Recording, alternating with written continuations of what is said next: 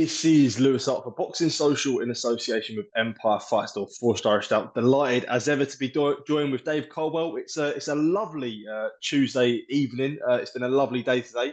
But I suppose other than that, the most important question: how are you doing today, Dave? Very good, thanks, mate. Yeah, it's been a good few weeks, and this week's been a really good week for boxing as far as Yeah. with the fights that I've watched already. So yeah, it's good times at the moment. Absolutely. I suppose just before we sort of get into the exciting times that are happening in boxing, everything all going well with the stable. Obviously, Stephen Cairns, Hobie Yeah, Price, Dan Taylor, everything all going well with them. yeah, doing really well. Dan and Stephen have got dates now where we're just waiting for the respective promoters to announce. Stephen with Queensbury, Dan with Wasserman and Channel 5. Hope his hand's coming on really well. Hitting foam sticks, not quite hitting the pads yet, but slowly. But at least he feels like a fighter again now, where he can punch with two hands. He punched something with two hands. And young Ellie's Price, I'm just sorting out which way we're gonna go promotionally for him for his debut. So yeah, all things are good. Everything's good, to be honest.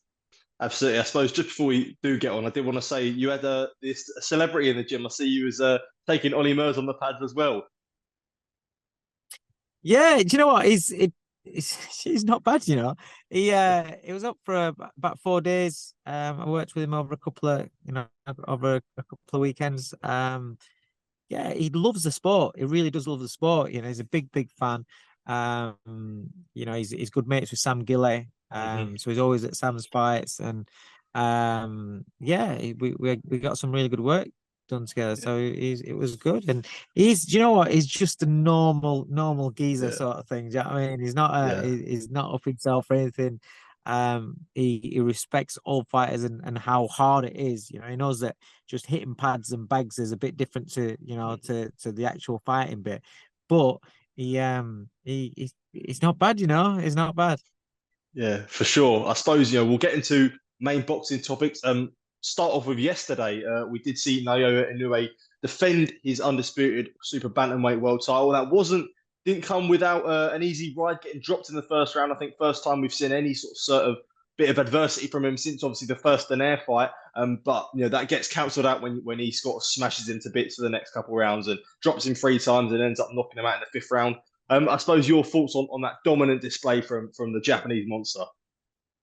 Well, we always talk about, when a fighter's coming through the ranks and when they're blowing everybody away, and you always think, oh yeah, but what's he gonna be like when he gets hit back? What's he gonna be like when things get tough?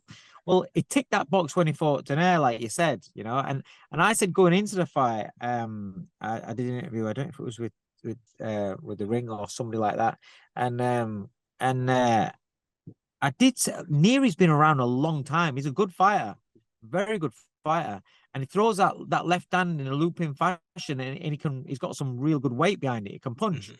um, and I did think that it would cause him problems, but I just thought that Inouye's right hand I'd get to it, and Inouye's boxing ability and boxing IQ would break him down like for rounds around 8, 9, 10. But I didn't expect the start. I don't think anybody did. I mean, I was watching it and watching Inoue coming out, and the first right hand he throws is swinging over on right, and then he's loading. I was watching him with my son, and I just said, he's loading up with every shot. Yeah. As the ego got out of control, does he believe in the power? Because a lot of times, big punchers, and the hype, not it's deserved hype, but the hype about the monster, the power, this and the pressure of being such a huge superstar, sometimes it can get to him a little bit. And I thought, he's loading up. Is that what he's trying to do? And then he gets caught, and he went down quite heavily. Yeah. But then there is great fighters and the elite of the elite. It's how they adjust to moments like that. You've seen fighters before. You've seen Mayweather when he gets hurt against Shane Mosley, how he just rides that, Yeah. adapts and goes. So many great fighters, and Inoue, he joined that ranks of when the great fighters get dropped, to be able to, he just thinks intelligently, rides it out, gets out of the round, and then round 2, you could see straight he got his boxing head back on because he's a good boxer. You saw in the Donaire fight, you know, he can box, and he's not just a one-dimensional puncher. And he came out, his mentality was completely different from the second round. He boxed, and that's how he walked him onto the counter with a left hook. And all the way through the fight, he the adjustments that he made, I thought he was brilliant. I thought he was really good. The body shots, I think, just completely weakened Nery as it went along, and then you saw how he just unravels, and the ending was brilliant. Great finish. Do you think when it comes to pound for pound rankings, and I know a lot of this is hypothetical, but do you think when when it stacks up with boxing, there isn't a guy who wins in such dominating fashion in them pound for pound rankings like Naoya Inoue? Would you agree with that statement? Yeah, I think the reason why he's not spoken as vocally and on everybody's lips, apart from when he fights. Yeah. I think every time he fights, people remember, oh, Inoue, this guy's the one. And then weeks go by and the other guys fight, and you kind of like forget about him. It's because of the weight divisions that he's operated in throughout his career. Now he's in, the 122. He's getting more. I think 122, 126. Oh, I was going to get onto that. People speak more highly about those weight divisions rather than the light flyweights, the flyweights and the super flyweight, and even the bantams don't get as much credit as what they should do as well. I know the super flyweights do with what's going off in America. I'm wrong on that these days. But they don't get spoken to by the mainstream as much. And when people are talking about pound for pound, they don't get brought into that conversation as much. But with Inoue, he's got that exciting style. He's got that power. He's got, he's got that superstar status. I can't remember who it was that did an interview, an American, I think it was. And they said, "Oh, this is before the fight. Oh, I know he's got to come to Tim. It was Tim Bradley. It was Tim Bradley.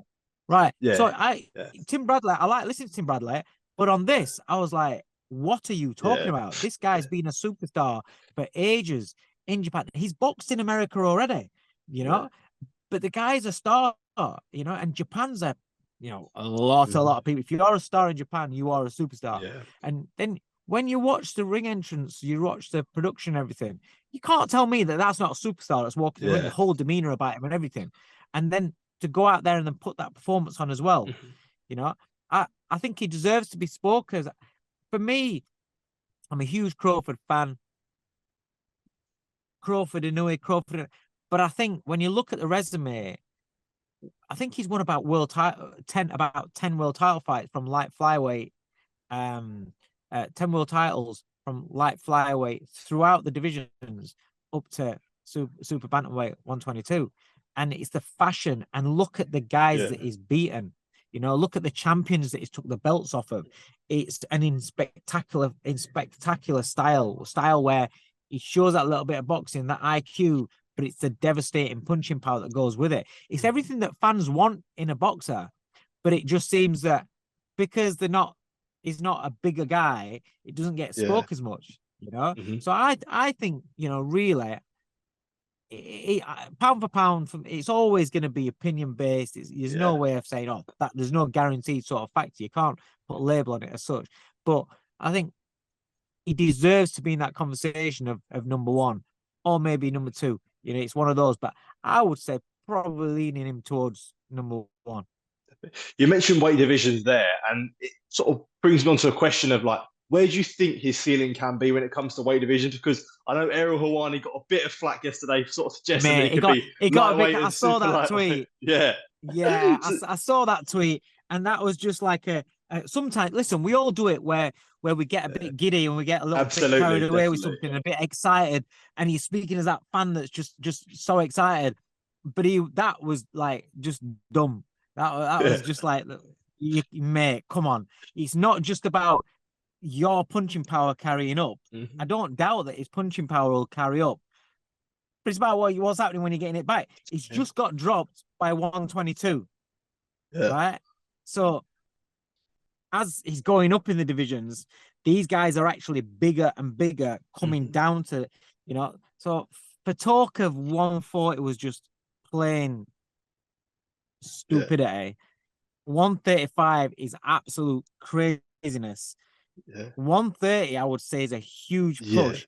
I personally think 126 is probably going to be the last weight division that he goes up to, because 126, they are good fighters. They are very good fighters. Yes, his power will have an effect, but it's what comes back at him. And you're talking about, I know fighters spar above in weight, but you're talking about head guards, you're talking about bigger gloves, you're talking about no head guards, little 8-ounce gloves on, and then you've got, full-blooded and big punches. Look at guys. Sorry to cut you off, but you can look at guys in the featherweight division, just the featherweight division as a whole. Look how big someone like Ray Vargas is, or Kolmatov, and that. There's a clear size advantage there when it comes to those guys. There's a lot of big guys, a lot of big guys, and that's why I'm saying this talk about going up. Ariel was just drunk on what he'd saw, what he watched, and we all get carried. We all talk shit when we in the immediate aftermath of a fight, but sometimes that was just a little bit too crazy. So I think 126 is sensible. 130 I think could be a huge push, and I just think the size would be. It's like, when you talk about Lomachenko, for me, he's been operating at lightweight. He's been operating against guys that are just like naturally way too big for him. But it's just he's that good that he's been able to operate at that division. But he's probably his best division would have super featherweight. That's where he's probably more suited to naturally. And I think with Inoue, I think 122 guys are big. 126 it's gonna be that where it's gonna be a struggle. I'm not saying he can't win world titles at 126, but then anything above that, I think that's out of his depth. For sure. I did want to move on to other boxing topics, I suppose, from a positive one to a more negative one. News came out last week regarding Ryan Garcia, and I suppose it gets more and more crazy with him.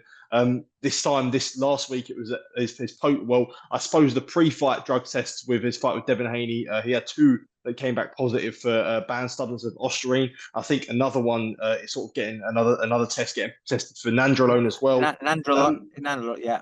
Yeah, and obviously when it comes to this, that he's now failed 2 drug tests, missed weight, and all these other factors that go into it, regardless of what he says and how seriously you take that. When you look at that from a guy who's meant to be one of the faces of boxing, how dangerous of a precedent do you think that sets?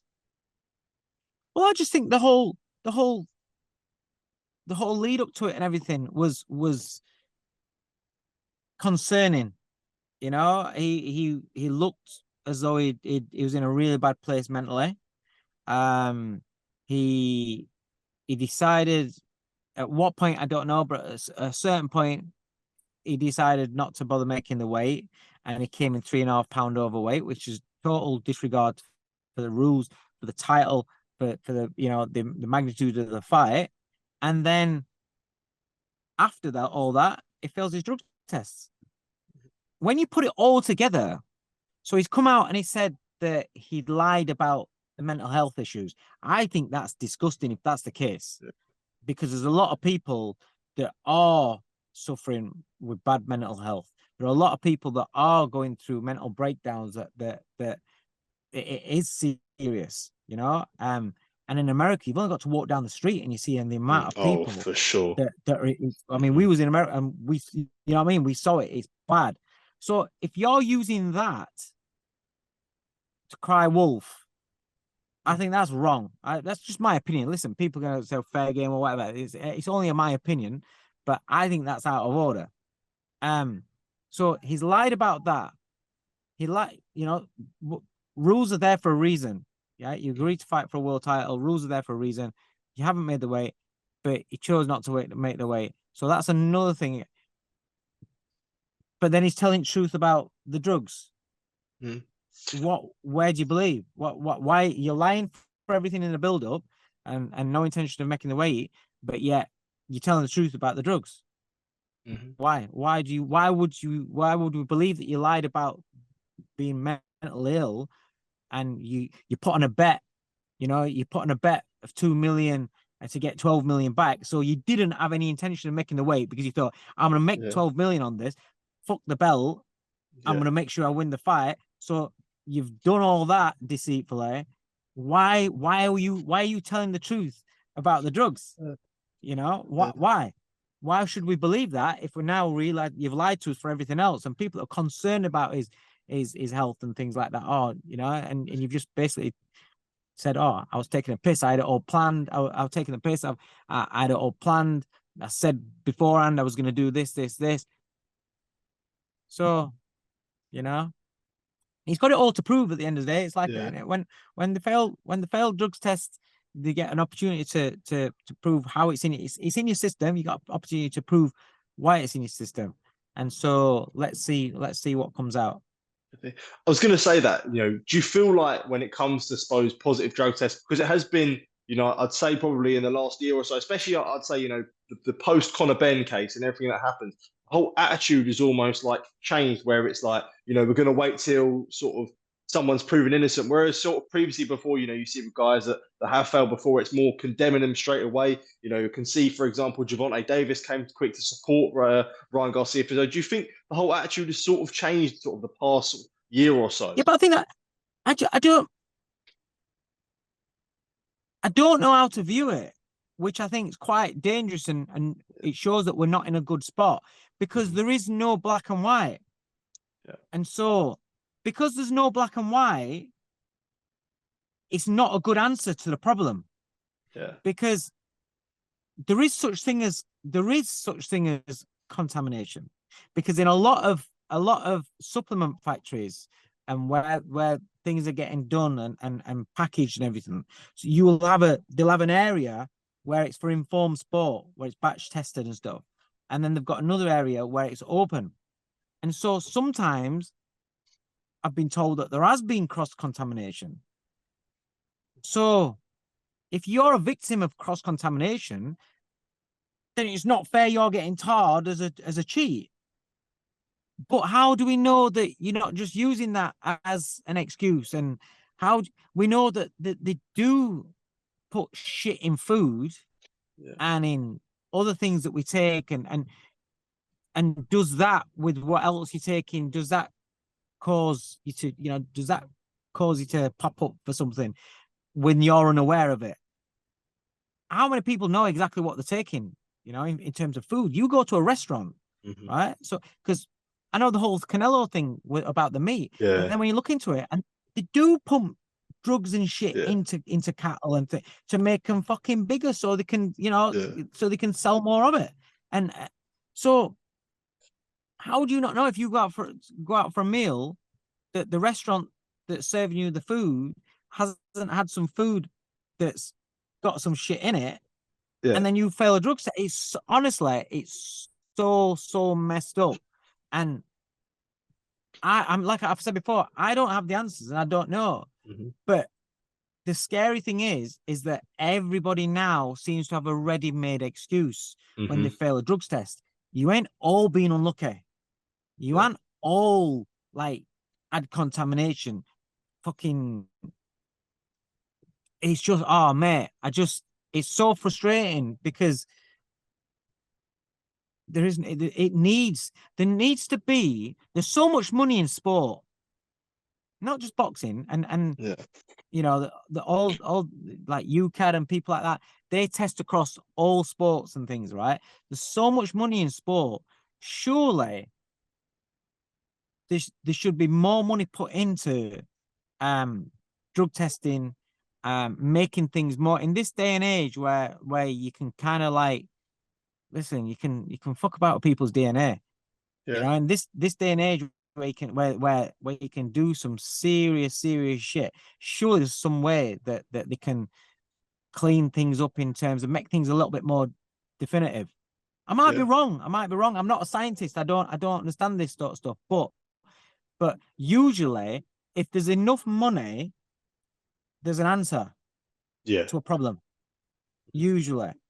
And I just feel as though with boxing, this isn't, we've said it before, it's not somebody doing a sprint. It's not somebody kicking a football around and then coming off the pitch, getting pulled for a drug test and failing a drug test. Oh, you can run a little bit faster.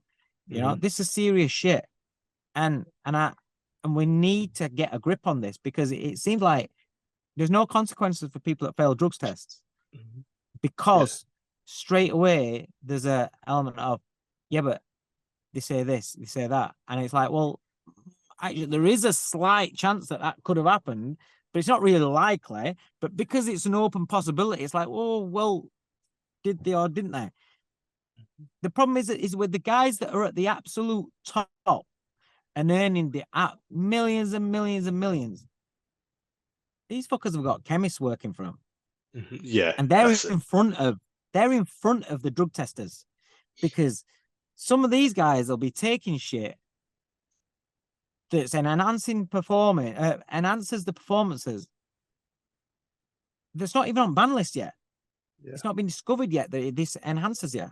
And then time will come and then, oh, wow, we'll add this to the drugs, to the ban list. Well, these fuckers have been taking it for whatever length of period of time, you know? It's just, I feel as though they're in front and the drug testers are catching up, but they're in front because there's more money being put into their side of the game than into the drug testers, catchers. You know, there's the people that are trying to catch people out. They haven't got the same amount of money, and so I mean, it needs somebody that's got a lot of money. Again, it might not be that. It might just not be.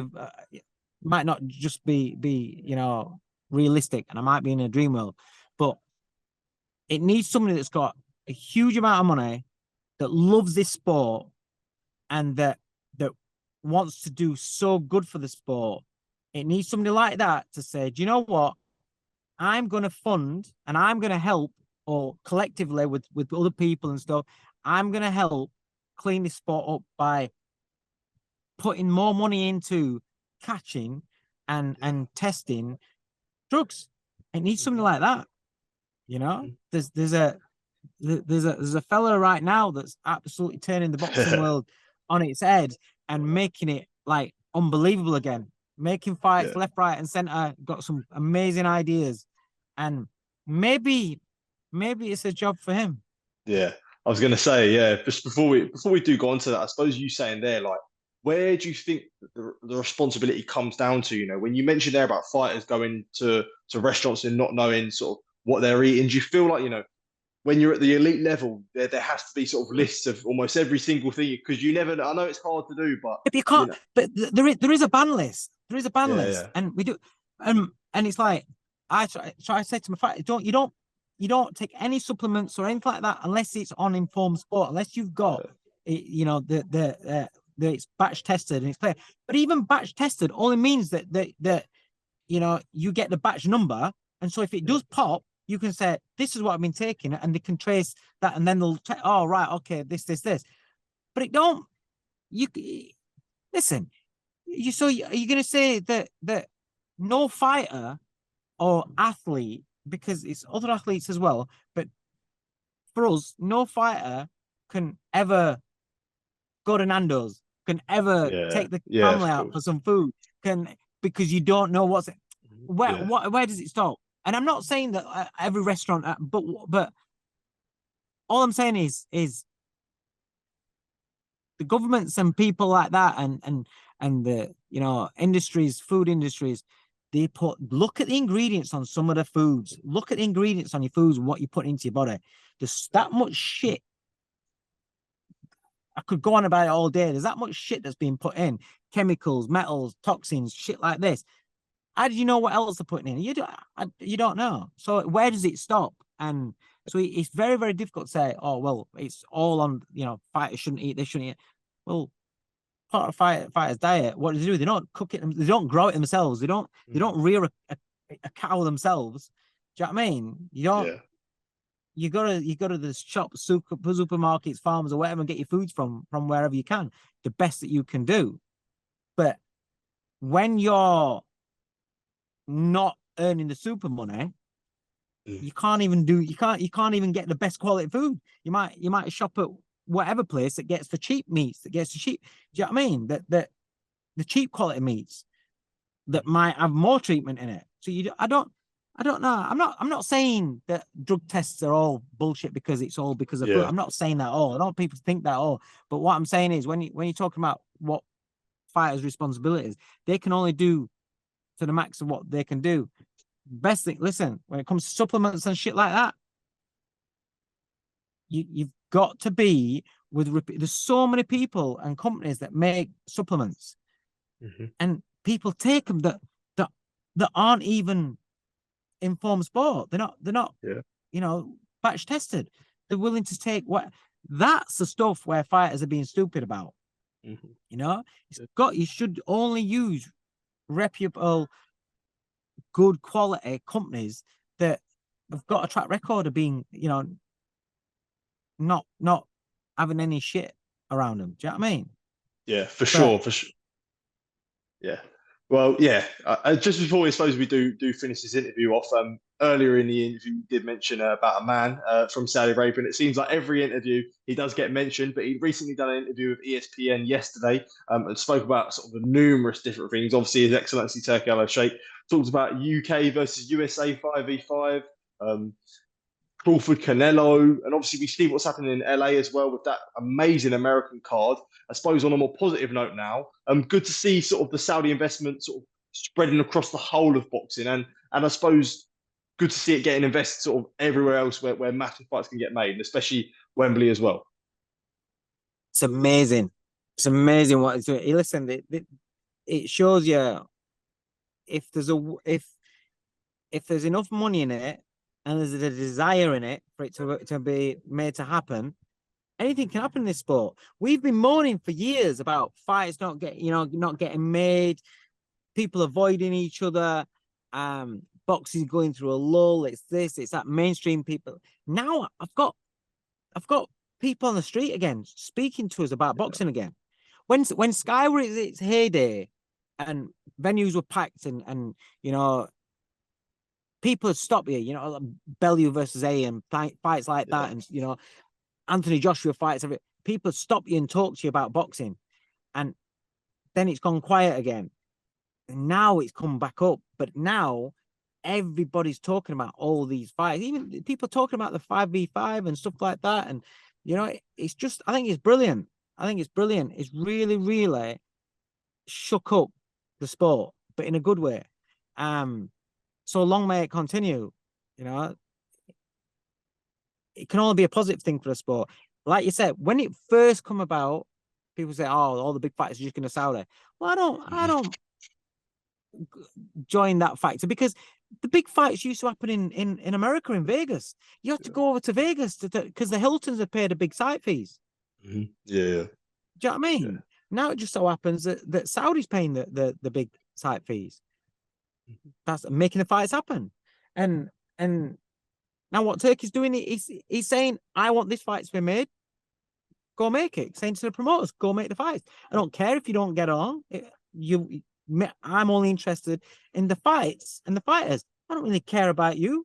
I want to have a good relationship with you, but I want you to make the fights. Here's the money. Here's what we'll do. Here's a plan. Go do it. And they're all coming together. And now the relationships have thawed. People say, oh, it's only going to last as long as... No, because once a bridge has been built, unless somebody screws somebody over, the bridges are there. Yeah. So they may not...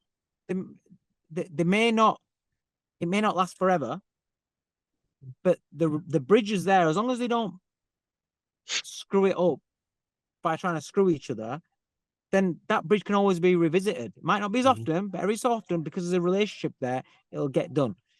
So it's a good thing for boxing. And now the shows are going to be in America, going to be in Britain, wherever else it's going to be. It's only a good thing. Good times for boxing. Absolutely, definitely. And I suppose on that note, Dave, thank you for taking time to speak to me. Always really good to catch up with you. And yeah, I suppose it is good times for boxing, and good times are definitely around the corner, mate. Definitely, mate. Nice one. Definitely. Top man, mate. Really appreciate it. Thank you.